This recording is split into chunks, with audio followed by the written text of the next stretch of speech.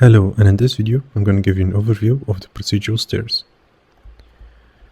So as you can see here in my scene, I have multiple stairs which are all generated by one tool made in Houdini.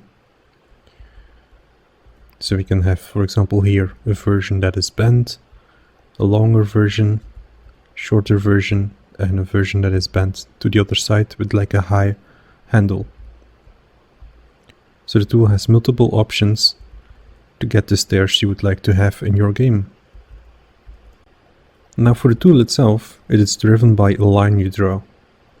So here we have a line, and with the plugin installed we can manipulate this line here in real time in Unity.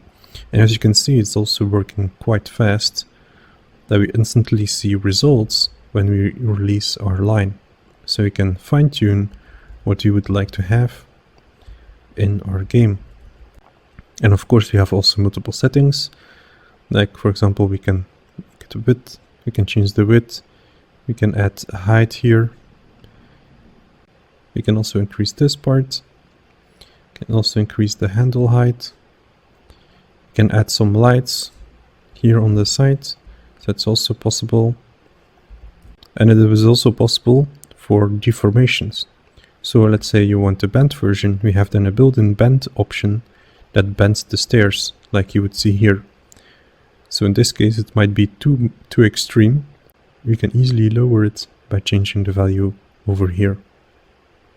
And we can also change how far it should go, so we don't deform the original shape too much. So we have some options in there to make it feel good.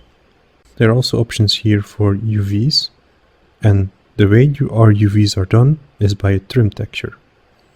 So in here I have one material for my stairs, and it looks something like this. So we have a trim sheet. Our UVs will be properly placed on the space we would like to have them.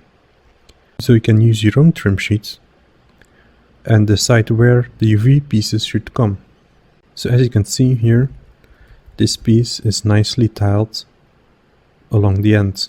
So you can clearly, for example, here see some tiling by these details, and they return over here. So if we make a very long stairs, the trim sheet will automatically continue. As you can see here, the details keep tiling nicely and so on. So we have in real time unwrapped the model on a trim sheet. So we don't have to bake anything, and everything uses the same material. So all these stairs here are using one material called the trim sheet for stairs. And in here we also have some sorting values. So we can sort values where UV should be. So for example, I have a part that is emissive, and if I don't want the emissive part, I can here play around with the sorting values, and you can see I can increase and decrease which UV shells should be on the emissive part.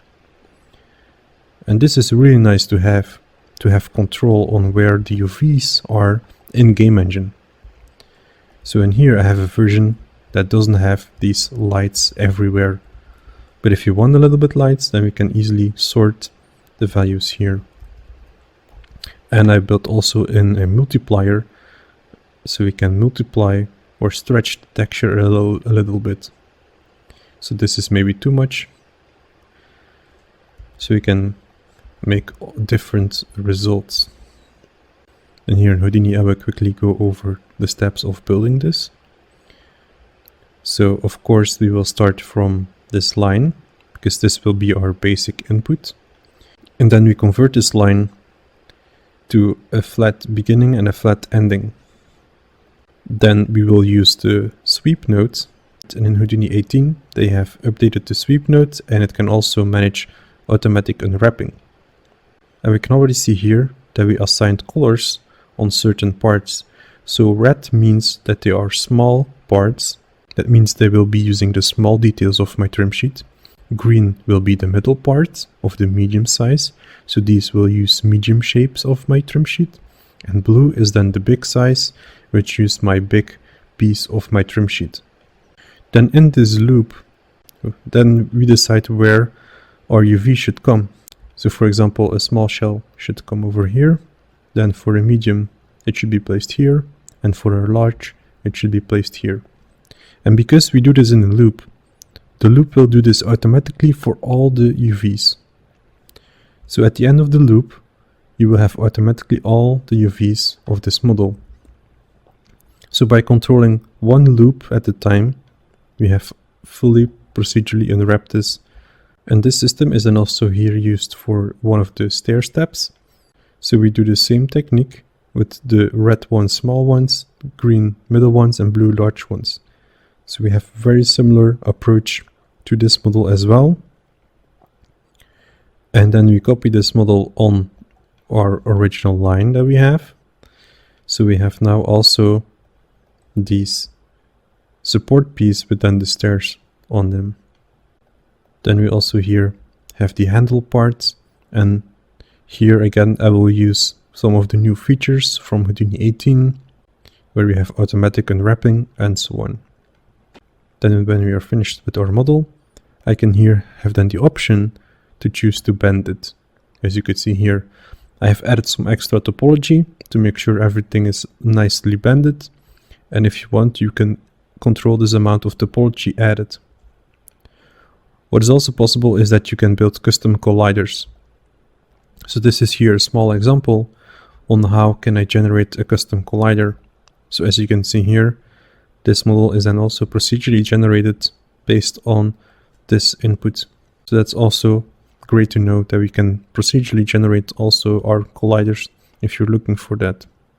So then we have our final model. I will also be using some tools from SideFX Labs. So in Houdini 18, they moved from Game Tools to SideFX Labs. So if you have not installed them, go here at the top, search for the SideFX Lab tools, so right here, and click on Update, and this should also install them. So you have the tools loaded in your project. So here back in Unity, once everything is done in Houdini, we can have then this tool that can generate multiple versions based on what you would like to have in your level.